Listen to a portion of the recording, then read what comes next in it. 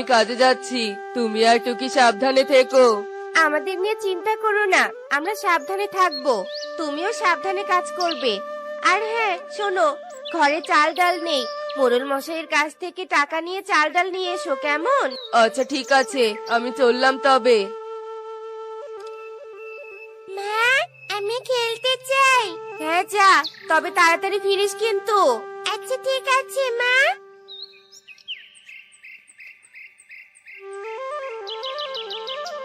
আরে মাঠে তো কেউ এখনো খেলতে আসেনি। যাই, আমি গিয়ে সবাইকে ডেকে নিয়ে আসি।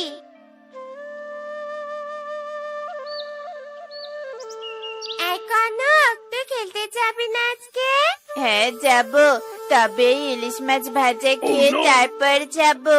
কি, তুই ইলিশ মাছ ভাজা খাচ্ছিস? জানিস আমি না কখনোই ইলিশ মাছ খাইনি রে। তুই আমাকে একটু দিবি, খেয়ে দেখবো কেমন লাগে। গরিব খ্যাত লোভী, যাই এখান থেকে। তোকে কেন দিব মাছ? তুই কি হোস আমার? আমি তোর বন্ধু হই, দে না একটু খেয়ে দেখি। বলেছি না দেব না, যা এখান থেকে। তুই যাবি না তো তাই না? দাঁড়া, আমি মাকে ডাকছি। মা, মা, তাড়াতাড়ি এদিকে এসো। কি হয়েছে বাবা, এভাবে ডাকছিস কেন? দেখো না মা, এই টুকি আমার ইলিশ মাছের লোভ দিচ্ছে, একে তুমি তাড়িয়ে দাও তো। তোর এত বড় সাহস, আমার ছেলের খাবারে লোভ দিস? দূর হ, গরিবের মেয়ে কোথাকার, এখান থেকে দূর হ বলছি। কাকুলির এমন ধমক শুনে টুকি ভয়ে কেঁদে দেয়,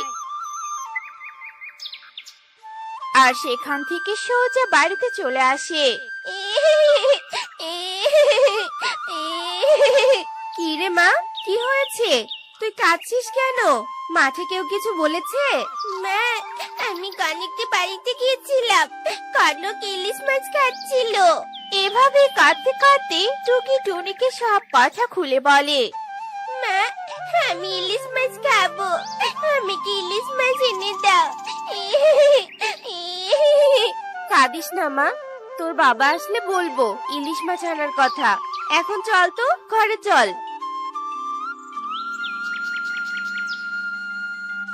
কি হয়েছে আমার টুকি মায়ের? মা টুকি, এমন চুপচাপ বসে আছিস কেন?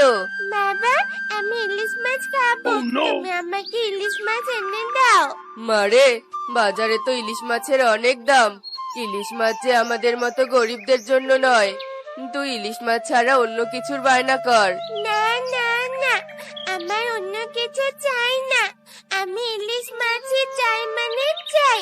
মা, বাবাকে বলো না আমার কথা মেনে নিতে। টোনা, আমি জানি তোমার হাতে টাকা নেই, তবুও বলছি টুকির বায়নাটা মেনে নাও টোনা। আচ্ছা ঠিক আছে, মেনে নিলাম। টাকা দিয়ে ইলিশ মাছ কিনতে পারবো না তো কি হয়েছে? নদী থেকে তো ইলিশ মারতে পারবো। মানে? মানেটা হলো কাল কাজে না গিয়ে আমার টুকি মায়ের জন্য নদী থেকে ইলিশ মাছ ধরতে যাব। বাবা তুমি অনেক ভালো। মা, তাড়াতাড়ি আমাদের বাবার জন্য খাবার বানাও তো, আমরা খাবার খাবো।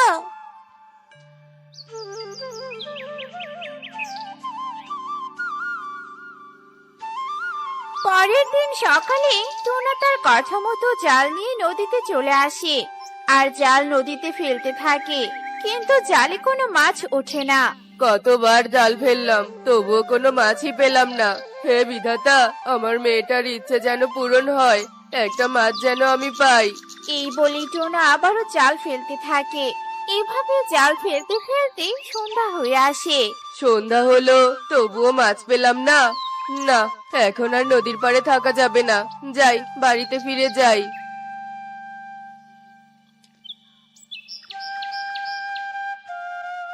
বাবা, ইলিশ মাছ পেয়েছো?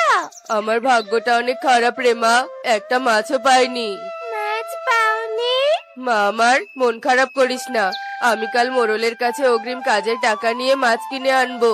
আচ্ছা ঠিক আছে বাবা, যাও এবার তুমি হাত মুখ ধুয়ে এসো।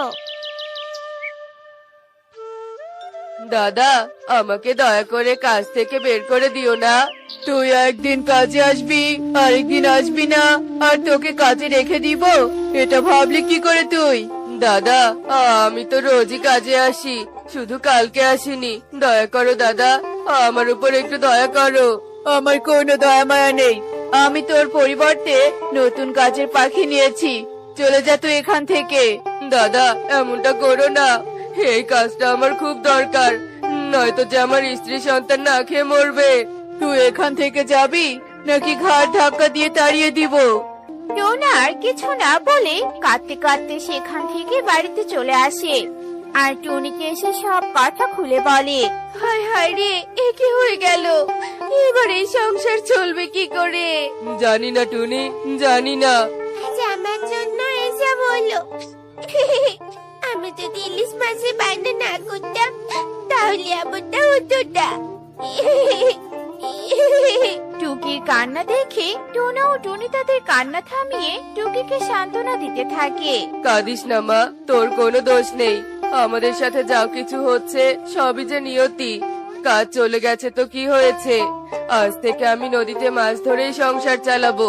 টুনি, দাও আমার জালটা, দাও তো, নদীতে যাই। বাইরে আকাশ অনেক খারাপ, এখন যেও না টোনা। আরে কিছু হবে না, দাও জালটা, দাও টুনি। টুনি আর কিছু না বলে জাল এনে টোনাকে দেয়।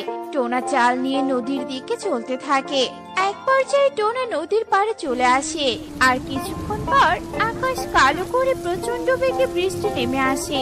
টোনা বৃষ্টির মাঝে নদীতে জাল ফেলতে থাকে। যাক বাবা, অবশেষে একটা মাছ পেলাম। যাই, এই মাছটা বাজারে বিক্রি করি গিয়ে।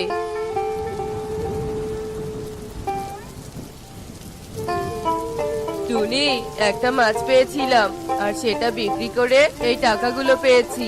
নাও, টাকাগুলো রাখো। টোনা, বাইরে অনেক বৃষ্টি আর বাতাস হচ্ছে। এই বৃষ্টি সহজে কমবে না। আমাদের ঘরটা তো এবার টাকার অভাবে মেরামত করতে পারিনি। যদি এই বৃষ্টি বাতাসের কারণে ঘরের কিছু হয়ে যায় তখন কি হবে? টুনি, এসব বলো না, এমন কিছুই হবে না। বিধাতা আমাদের সাথে আছেন। তাই যেন হয় টোনা, তাই যেন হয়। তোমরা ঘরে থাকো, আমি সুখী দিদির বাড়িতে থেকে ধার করে আনা মরিচগুলো দিয়ে আসি। বৃষ্টির দিনে ইলিশ মাছ ভাজা খেতে খুবই সুস্বাদু। আজ মজা করে ইলিশ খাবো। ও মা গো মা, পেটটা কেমন করে উঠলো রে। পটি পেয়েছে, যাই যাই পটি করে আসি। সুখী পায়রা মাছটা রান্না করে রেখে পটি করতে চলে যায়। ঠিক তখনই সেখানে একটা বিড়াল আসে আর মাছটা নিয়ে পালিয়ে যেতে থাকে। আর টুনি বিড়ালটাকে দেখে ফেলে। আরে, এই বিড়ালটা সুখী দিদির মাছ নিয়ে পালিয়ে যাচ্ছে। না না, বিড়ালের কাছ থেকে মাছটা নিতেই হবে। হুস হুস, এই বিড়াল, এই মাছ দিয়ে যা। হুস হুস। টুনিকে দেখে বিড়ালটা মাছ রেখে পালিয়ে যায়। টুনি মাছটা হাতে তুলে নেয়। তখনই সেখানে সুখী চলে আসে। এই গরিব টুনি, এই তোর হাতে আমার মাছটা কি করছে রে? হ্যাঁ, ও বুঝেছি, তুই এই মাছ চুরি করতে এসেছিস তাই না? চুন্নি, দে আমার মাছ, দে বলছি। দিদি, তুমি ভুল ভাবছো। আসলে হয়েছে, আর বলতে হবে না। ধরা পড়ার পর সব চোর চুন্নি এমনই অজুহাত দেয়। তুই চলে যা এখান থেকে, গরিব খ্যাত কোথাকার। টুনি সুখীর কথা অপমানিত হয়ে কিছু না বলে সেখান থেকে চলে আসে। বনে বৃষ্টি কমার চেয়ে বাড়তেই থাকে। কাল তো একটা মাছ পেয়েছিলাম, কিন্তু আজ একটাও মাছ পেলাম না। যদি একটা নৌকা থাকতো তাহলে নদীর মাঝে গিয়ে জাল ফেলতাম। হে বিধাতা, তুমি কেন আমাকে গরিব বানালে? আমি যে আমার স্ত্রী সন্তানের মুখে ঠিক মতো খাবারও তুলে দিতে পারছি না। এত কষ্ট না দিয়ে তুমি আমাকে তুলে নাও বিধাতা, তুলে নাও। আমি যে আর পারছি না। টোনা এভাবেই কাঁদতে থাকে। ঠিক তখনই টোনার সামনে একটা পরী এসে দাঁড়ায়। কে তুমি? তুমি আমাকে নিতে এসেছো তাই না? নিয়ে যাও, নিয়ে যাও, আমাকে নিয়ে যাও, আমি মরতে চাই। আমি হলাম সাহায্যকারী পরী। আমি তোমার কান্না শুনে এখানে এসেছি। তোমার কি হয়েছে? কেন তুমি মরতে চাও? আমাকে খুলে বলো। শুনতে চাও? শোনো তবে। টোনা সাহায্যকারী পরীকে সব কথা খুলে বলে। সব শুনে পরী বলে, সত্যি তোমার অনেক দুঃখ, আমি তোমাকে সাহায্য করব। পরী এই বনে জাদু করে একটা জাদুই কাঠি প্রকট করে আর সেটা টোনার হাতে দিয়ে বলে, এই কাঠিটা জাদুই কাঠি। এই কাঠির কাছে তুমি যা চাইবে কাঠি তোমাকে তাই দিবে। সত্যি? তোমাকে অনেক ধন্যবাদ পরি। পরী আর কিছু না বলে টোনার কাছে বিদায় নিয়ে চলে যায়। আর টোনাও জাদুই কাঠি নিয়ে বাড়িতে চলে আসে আর পরীর কথা খুলে বলে। ঘরে কোনো খাবার নেই, টোনা এই জাদুই কাঠিকে বলো না আমাদের কিছু খাবার দিতে। হ্যাঁ টুনি, বলছি, জাদুই কাঠি আমাদের খাবার দাও। টোনা এ কথা বলার সাথে সাথেই জাদুই কাঠি কিছু খাবার প্রকট করে আর টোনা টুকি টুনি সেই খাবারগুলো খায়। এই বৃষ্টির কারণে বন্যার সৃষ্টি হয়। টোনা টুনি সহ বনের সব পাখির ঘরবাড়ি ডুবে যায়। টোনা, ঘরটা তো ডুবে গেল, এবার জলদি জাদুই কাঠি নিয়ে একটা বড় নৌকা প্রকট করো, নয়তো আমরা যে ভেসে যাব। হ্যাঁ হ্যাঁ, ঠিক বলেছো। টোনা জাদুই কাঠি দিয়ে একটা বড় নৌকা প্রকট করে আর ওরা নৌকায় উঠে বসে। বাবা চলো, মানে সবাইকে নৌকায় তুলে নেই, নয়তো ওরা যে বন্যা পানিতে ভেসে মরে যাবে। ঠিক বলেছিস মা, চলো টুনি, সবাইকে নৌকায় তুলে নিতে যাই। টোনা, তুই গরিব বলে তোর আর তোর পরিবারকে আমরা অনেক অপমান করেছি। আজ বুঝতে পেরেছি গরিব বলে তোকে অপমান করা আমাদের উচিত হয়নি। মোরল দাদা ঠিকই বলেছে, তোরা অনেক ভালো, তোরা আমাদের ক্ষমা করে দে রে। দাদারা দিদিরা, তোমাদের একটা কথা বলি, গরিব বলে কখনো কাউকে তুচ্ছ তাচ্ছিল্য করো না। দেখলে তো বন্ধুরা, গরিব বলে কাউকে অবহেলা করতে নেই। এমনই সব মজার মজার শিক্ষণীয় টুনি পাখির গল্প পেতে আমাদের পাশে থেকো। আর গল্পটি কেমন হয়েছে তা কমেন্টে জানাতে ভুলো না কিন্তু। Bye bye. টুকি, এনে তোর খাবার। মা, তুমি আমার জন্য খাবার নিয়ে এসেছো? দাও, আমি মজা করে খাবারটা খেয়ে নেই। এই কথা বলে টুকি খাবার খেতে শুরু করে আর খাবার খেতে খেতে টুকি তার মা টুনিকে বলতে থাকে, মা সামনে তো বৃষ্টির দিন আসছে, আমাদের ঘরটা তো অনেক পুরনো হয়ে গেছে মা। হ্যাঁ রে মা, আমাদের ঘরটা অনেক পুরনো হয়ে গেছে, ভাবছি একটা নতুন ঘর দিব। সত্যি বলছো মা, তুমি নতুন ঘর দিবে? কিন্তু নতুন ঘর দিতে তো অনেক টাকা লাগবে, তোমার কাছে কি এত টাকা আছে মা? মারে, নতুন ঘর দেওয়ার জন্য কিছু টাকা জমিয়েছি, আশা করছি সেই টাকা দিয়েই একটা নতুন ঘর হয়ে যাবে। কি বলছো মা, তুমি সংসারের খরচ চালিয়েও আবার টাকাও জমিয়েছো? আমি তো জানতামই না। তুই কি করে জানবি? আমি তো মাটির ব্যাংকে একটু একটু করে টাকা জমিয়েছি, তোকে বুঝতে দেইনি। দাঁড়া, আমি মাটির ব্যাংকটা নিয়ে আসছি। এরপর টুনি মাটির ব্যাংকটা নিয়ে আসে আর মাটির ব্যাংকটা ভেঙে দেখে বেশ কিছু টাকা জমা হয়েছে। তা দেখে টুকি অনেক খুশি হয়। মা, এখানে তো অনেক টাকা জমা হয়েছে, এই টাকা দিয়ে একটা নতুন ঘর হয়েই যাবে। হ্যাঁ রে মা, আমি কালকেই একটা নতুন ঘর দেওয়ার ব্যবস্থা করব, এখন টাকাগুলো ভালো করে রেখে দেই। ঠিক আছে মা, তুমি টাকাগুলো রেখে দাও আর আমি একটু বন থেকে ঘুরে আসি। এ কথা বলে টুকি বনে যায় আর বনে গিয়ে টুকি কনকদের সাথে বল খেলতে শুরু করে। আর বল খেলতে খেলতে হঠাৎ বলটা এসে টুকি শরীরে লাগে আর টুকি মাটিতে পড়ে যায়। একি টুকি, তোর কি হলো? তুই কথা বলছিস না কেন? কথা বল টুকি, কথা বল। কনক, আমার মনে হয় টুকি শরীরে বলটা অনেক জোরে লেগেছে, তাই টুকি মাটিতে পড়ে গিয়েছে, যার ফলে টুকি অজ্ঞান হয়ে গেছে। আমাদের এক্ষুনি টুনি মাসিকে খবরটা দিতে হবে। হ্যাঁ পারুল, তুই ঠিক বলেছিস, চল আমরা এক্ষুনি টুনি মাসিকে গিয়ে খবরটা দিয়ে আসি। টুকিকে হাসপাতালে নিয়ে যেতে হবে। কনক ও পারুল আর দেরি না করে টুনির কাছে যায় আর টুনিকে গিয়ে সব কথা খুলে বলে। তোরা এসব কি বলছিস? টুকি অজ্ঞান হয়ে গেছে, আমি এক্ষুনি টুকির কাছে যাব।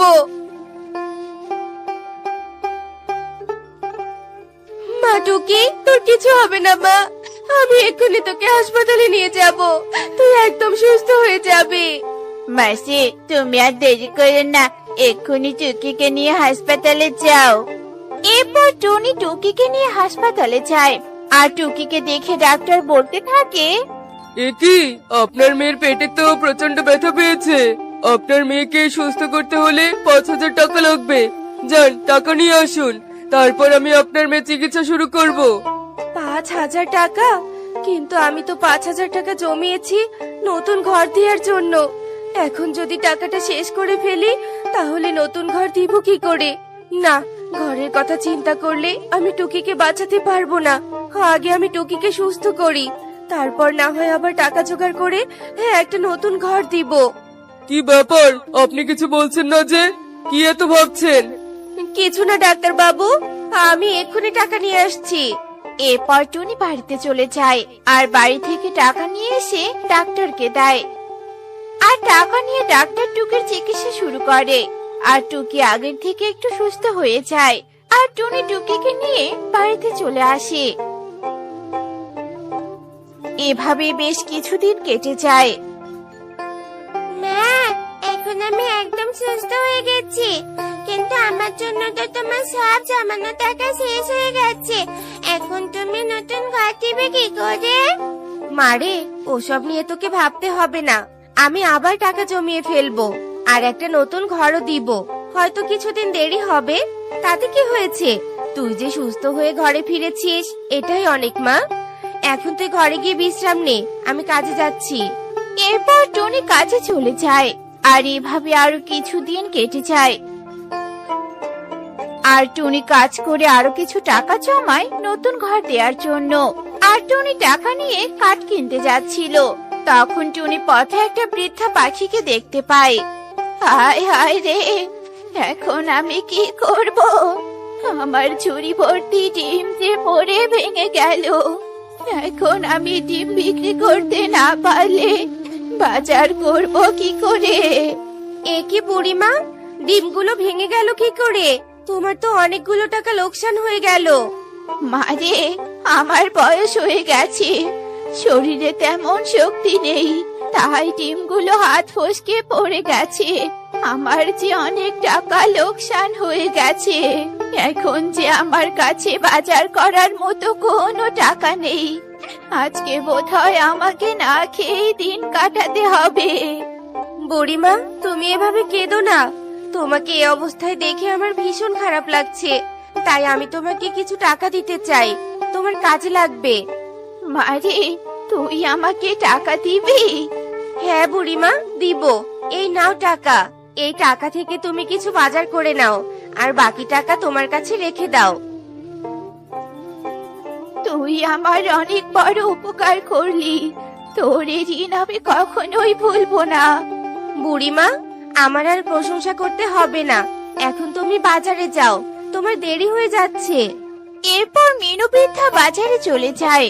আর টুনি মনে মনে বলতে থাকে, আমি তো বুড়িমাকে সব টাকা দিয়ে দিলাম, এখন আমি নতুন ঘর দিব কি করে? আমি যে কিছুই বুঝতে পারছি না। এসব কথা ভেবে টুনি বাড়িতে চলে যায়। এভাবে বেশ কয়েকদিন কেটে যায়। আর টুনি নতুন ঘর দেওয়ার জন্য টাকা জমা করলেও তা কোনো না কোনো কাজে খরচ হয়ে যায়।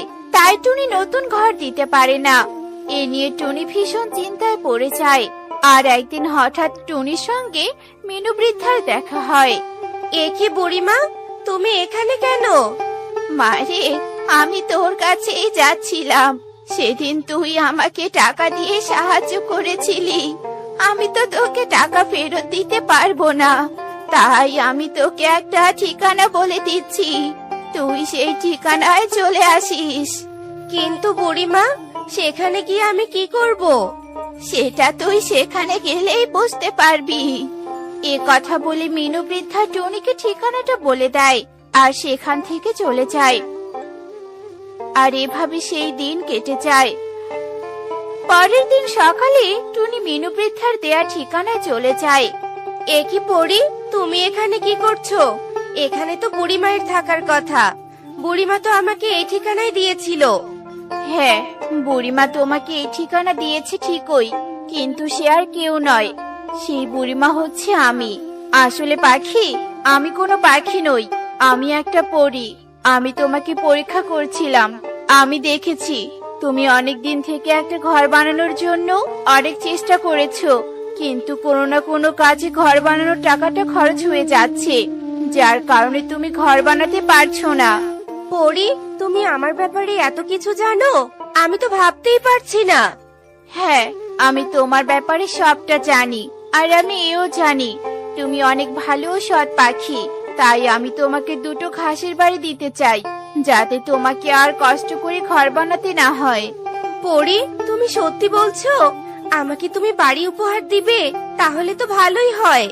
হ্যাঁ, আমি তোমাকে বাড়ি উপহার দিব, তবে একটা নয়, দুটো ঘাসের বাড়ি। একটা বাড়িতে তুমি থাকবে, আর আরেকটা বাড়িতে তুমি তোমার প্রয়োজনীয় জিনিসপত্র পাবে। তোমার আর কোনো অভাব থাকবে না। এ কথা বলে পরে দুটো ঘাসের বাড়ি প্রকট করে আর টুনিকে দিয়ে দেয়। আর টুনি পরীকে ধন্যবাদ জানিয়ে ঘাসের বাড়ি দুটো নিয়ে সেখান থেকে চলে যায়। এরপর টুনি একটা ঘরে থাকতে শুরু করে, আর অন্য ঘরটি থেকে টুনি সব প্রয়োজনীয় জিনিসপত্র পেয়ে যায়। আর টুনি সুখে দিন কাটাতে শুরু করে। দেখলে তো বন্ধুরা, অন্যের উপকার করলে তার ফল সবসময় ভালো হয়। এমনই সব মজার মজার শিক্ষণীয় টুনি পাখির গল্প পেতে আমাদের পাশে থেকো। আর গল্পটি কেমন হয়েছে তা কমেন্টে জানাতে ভুলো না কিন্তু। Bye bye. সবুজ পাহাড় আর নদীর পাশে ছোট্ট একটি গ্রাম। সেই গ্রামে থাকত এক সাহসী ছেলে, রিমন। সবাই তাকে ভালোবাসত, কারণ সে সব সময় অন্যদের সাহায্য করত।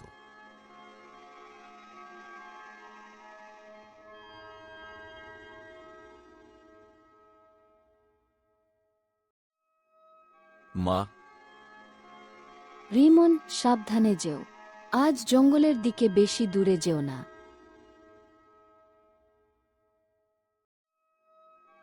রিমন, চিন্তা করো না মা, আমি খুব তাড়াতাড়ি ফিরে আসব।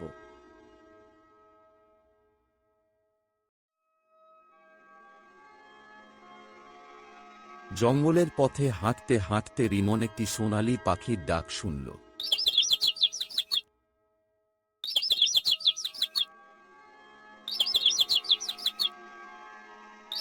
পাখি, রিমন, আমাকে অনুসরণ করো, তোমার সাহায্য দরকার।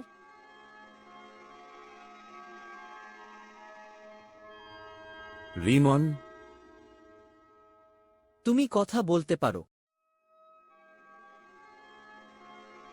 পাখি, হ্যাঁ, আমাদের জাদুর বন বিপদে পড়েছে।